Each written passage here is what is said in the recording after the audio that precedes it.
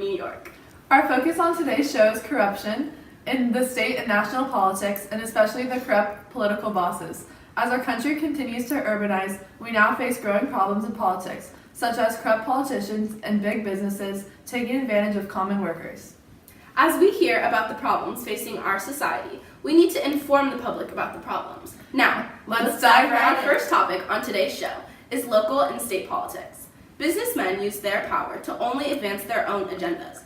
They have no respect or regard for the lives of the people and their families. Politicians neglect their duties and fail to help in natural disasters.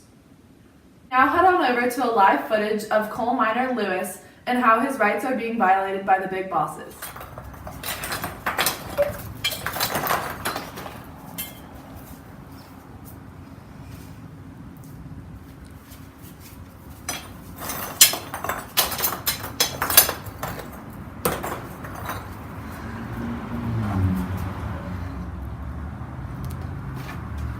Payday, here you go.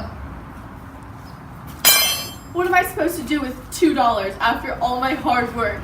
And these corrupt businessmen are gonna come and take my money no matter what. What am I supposed to do? It's time for taxes. Give me your money. Thank you. $1 to feed my family. No, sorry, I need more for taxes. No one cares about your family. All that matters is that I have power. A tragedy. Interviewer Joe Brown caught up with Lewis. The poor man. Lewis was cheated by the governor, Kenneth Bone. Go to Joe Brown to learn more about this problem. So tell me, Lewis, what are the problems facing you today in society, especially in the workplace? Well, I do not feel like my rights are protected, and it's not fair because I work all day to provide for my family, and then corrupt politicians like governor or mayor or whatever he is, Kenneth Bone,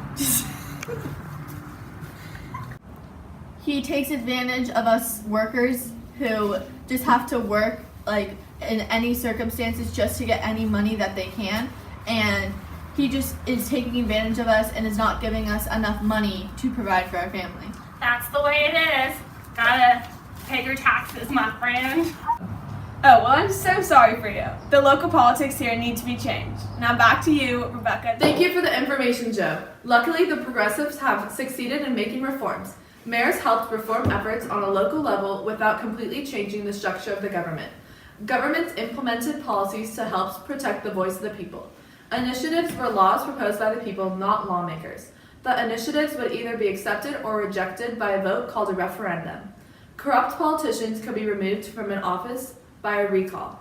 So this means that Lewis will be all happy because he finally has laws protecting him. At a state level, reforms also took place. Fighting Bob La Follette led the regulation of big business in Wisconsin. The three-term governor focused on refining the railroad business. He taxed railroad property at the same rate as other properties.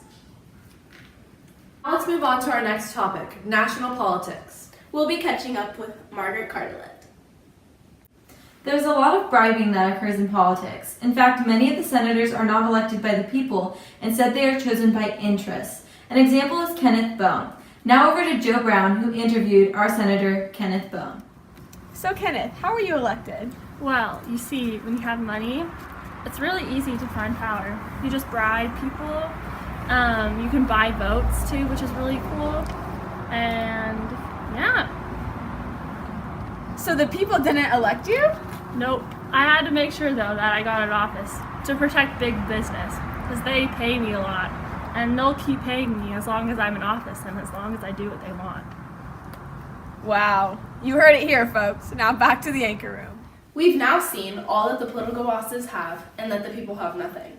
Here's a behind-the-scenes footage of Kenneth Bone and his lavish lifestyle. Hi, it's Kenneth Bone and welcome to my crib. See, this is the front area where all of my super rich guests come. Here's my servant, Lewis. He used to have a bad job. Lewis, count my money. If you steal it, I'll know.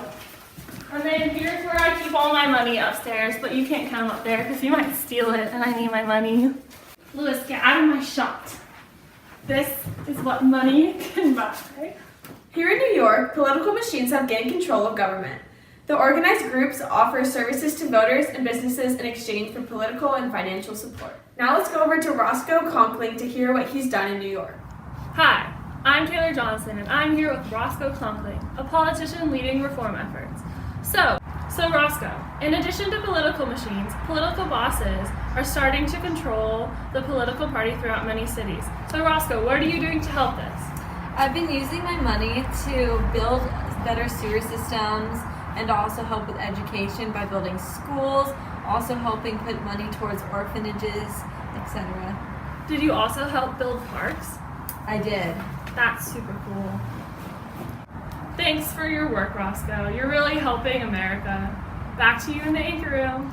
Let's hear from more citizens about how the progressive era affected their lives. Okay, so what are your thoughts on the politics during the progressive era?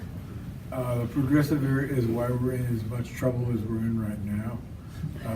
The intentions were good, but liberal Democrats took it over and it's gone crazy. Okay, thank Now you. let's hear from Martha Mendoza, an expert on the reforms. Thanks, Stacy. Actually, these problems are not going to stay this way forever.